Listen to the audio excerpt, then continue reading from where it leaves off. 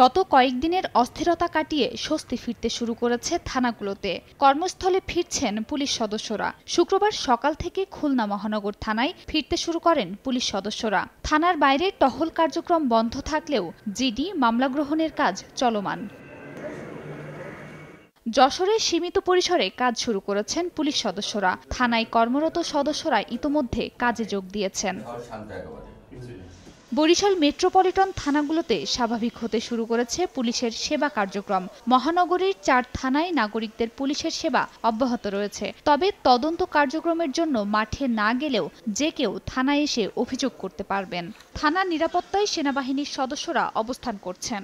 আমাদের যে কার্যক্রম আমাদের চলমান আছে। আমরা সব অফিসার ফোর্স আমাদের থানায় আছে। অফিসার ফোর্সদের মনে আতঙ্ক বিরাজ করছে।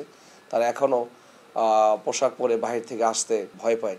দিনাজপুরের হাকিমপুর থানায় কর্মরত পুলিশ সদস্যরা কাজে যোগদান করাতে স্বস্তি ফিরতে শুরু করেছে সাধারণ মানুষের মাঝে। এদিকে চালু হয়নি রাজশাহী নগর পুলিশ সহ জেলার থানাগুলো। নিরাপত্তা পুরোপুরি নিশ্চিত না হওয়ায় কাজে যোগ দেননি তারা। মেহেরপুরের 3টি থানা ও ডিবির কার্যক্রম বন্ধ রয়েছে। ময়মনসিংহের কোতোয়ালি মডেল থানা সহ 13টি থানায় অবস্থান করছেন পুলিশ সদস্যরা। তবে এখনও চালু হয়নি তাদের কার্যক্রম। খাদিজা স্বপ্না, সময় সংবাদ।